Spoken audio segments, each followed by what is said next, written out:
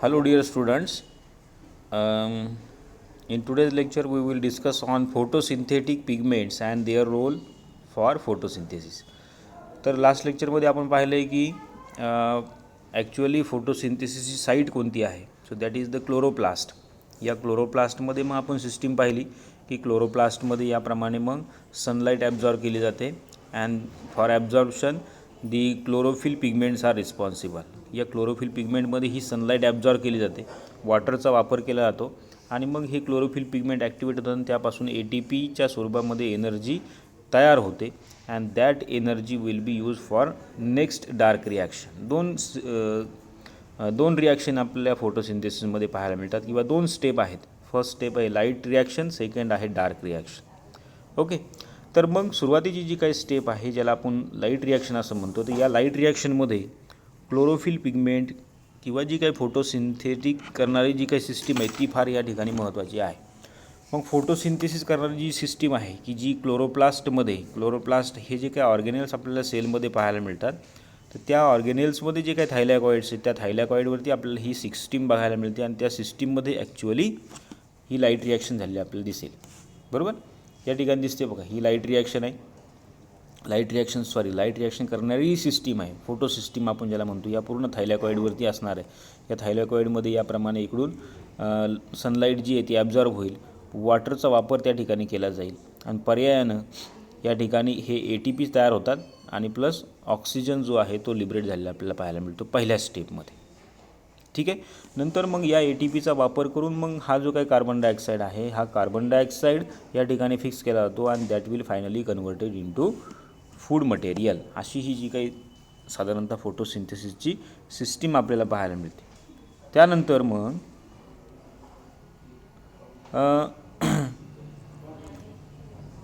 मग ही फोटोसिंथेसिस करण्यासाठी महत्त्वाचे पिगमेंट्स कोणते आहेत, तर फोटोसिंथेटिक पिगमेंट जे आहेत it involves they involve in the process of photosynthesis, they are non as the photosynthetic pigments. जे काही पिगमेंट फोटोसिंथेसिसच्या प्रोसेसमध्ये इन्व्हॉल्व होतात त्या पिगमेंट्सला फोटोसिंथेटिक पिगमेंट असं म्हटलं जातं. So photosynthetic pigments they act as a catalyst. The pigments are colored organic molecules that absorb the light of specific wavelength in the visible region. त्याचं महत्त्वाचं काम काय या पिगमेंटचं, की जी काही लाईट एनर्जी आहे त्याला ॲब्झॉर्ब करणं. ते ॲब्झॉर्ब करत असताना स्पेसिफिक वेवलेंथचीच लाईट ॲब्झॉर्ब करतात. ते आपल्याला नेक्स्ट लेक्चरमध्ये पाहायचं. Then in plants 3 type of photosynthetic pigments are present in, that is chlorophyll pigment, carotenoids and phycobilins. या 3 प्रकारचे फोटोसिंथेटिक पिगमेंट्स आपल्याला प्लांटमध्ये पाहायला मिळतात. कोणते कोणते? पहिला आहे क्लोरोफिल, दुसरा आहे कॅरेटेनॉइड्स, तिसरा आहे फायकोबिलिन्स. ठीक आहे, मग आता क्लोरोफिल पिगमेंट जे आहे ते क्लोरोफिल पिगमेंटमध्ये पुन्हा वेगळ्या प्रकारचे क्लोरोफिल आपल्याला पाहायला मिळतील. त्यामध्ये आहे chlorophyll A, chlorophyll B, chlorophyll C, chlorophyll D. मग आता क्लोरोफिल A आणि B जे आहे ते जनरली ग्रीन अल्गी यामध्ये आपल्याला मोठ्या प्रमाणात पाहायला मिळतं. क्लोरोफिल C जे आहे ते डायटम्स जे असतात त्याच्यामध्ये आपल्याला जास्त प्रमाणात पाहायला मिळेल. क्लोरोफिल D जे आहे ते रेड अल्गीमध्ये आपल्याला मोठ्या प्रमाणात दिसेल. आणि नंतर एक राहिलं chlorophyll E, that is generally ऑब्झर्ड in yellow brown algae. आता अल्गीमध्ये मोठ्या प्रमाणात दिसतात हे क्लोरोफिल पिगमेंट. आणि मग प्लांटमध्ये कोणते असतील तर क्लोरोफिल A, B हे जनरल आपल्याला इतर बाकीच्या प्लांटमध्ये सुद्धा दिसतात. मग उरलेले जे काही कॅरेटेनॉइड्स आणि फायकोबिलिन्स जे आहेत ते कॅरेटेनॉइड्सचे पुन्हा 2 प्रकार आपल्याला दिसतात, झॅन्थोफिल्स अँड कॅरोटीन्स. कॅरेटेनॉइड्स जे आहेत त्याचे पुन्हा 2 प्रकार आहेत, झॅन्थोफिल आणि कॅरोटीन्स. आणि फायकोबिलिन्स जे आहेत फायकोबिलिन्सचे पुन्हा 2 प्रकार आहेत, फायकोसायनिन अँड फायकोइरिथ्रिन. तर अशा प्रकारचे हे पिगमेंट्स आहेत.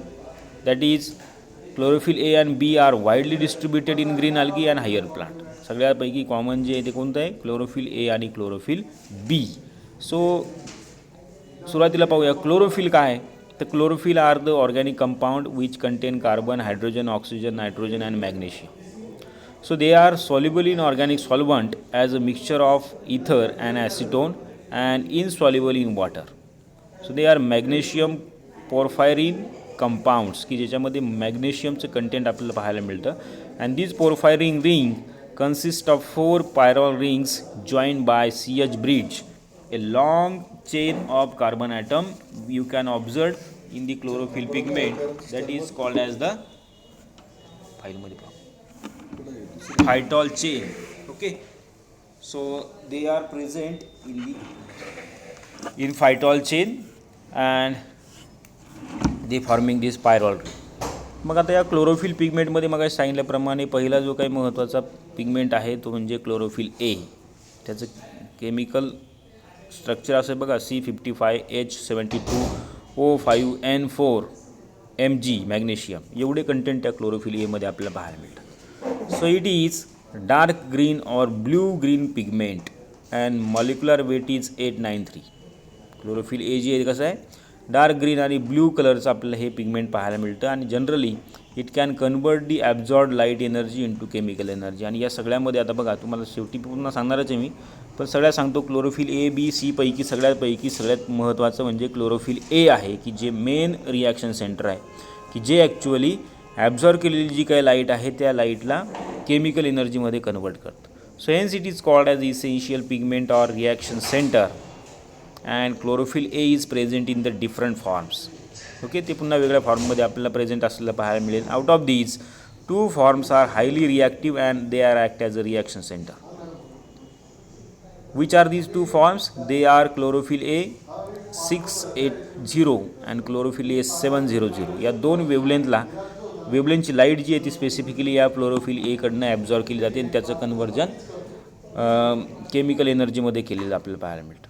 दुसरा जो काही आहे क्लोरोफिलचा प्रकार तो आहे chlorophyll B, which is light green pigment and molecular weight is 907, which is present in generally green plant except blue green algae and bacteria and which is known as the accessory pigments.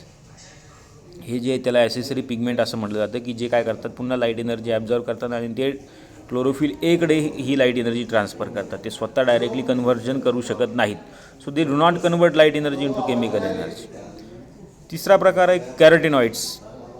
They are compound content carbon and hydrogen with or without oxygen and they R yellow or orange pigments. त्या कलरचे हे pigment आपल्याला particularly पाहायला मिळतील, yellow किंवा orange कलरचे. And they also absorb the light energy and transfer to the chlorophyll A. So they are absorb light from blue and blue green regions of visible spectrum and they are present in all the photosynthetic plant and they are fat soluble. मग आता ह्या कॅरोटिनॉइड्सचे 2 प्रकार आपल्याला दिसतात, 2 types आहेत, झॅन्थोफिल आणि कॅरोटिन्स. Xanthophyll जे आहे these are generally yellow colour जो काही पार्ट आपल्याला प्लांटवरती पाहायला मिळेल हे सगळ्यामध्ये काय झॅन्थोफिल पिगमेंट आहेत. म्हणजे पानं पिवळी पडलेली दिसतील तुम्हाला किंवा बाकीचे जे काही फ्रूट आहेत यामध्ये झॅन्थोफिल पिगमेंट असतात. So they also absorb more light of blue violet color and yellow color is due to presence of lutein. Lutein नावाचं त्याच्यामध्ये एक कंपाऊंड आपल्याला पाहायला मिळतो which is very common in xanthophyll. Also fluoxanthin is another xanthophyll found in the brown algae. त्याचेच प्रकार आहेत पुन्हा. दुसरा आहे त्याच्यामध्ये carotene which is hydrocarbon and which has a orange in color and they also absorb more light of blue violet color and transfer to the main reaction center.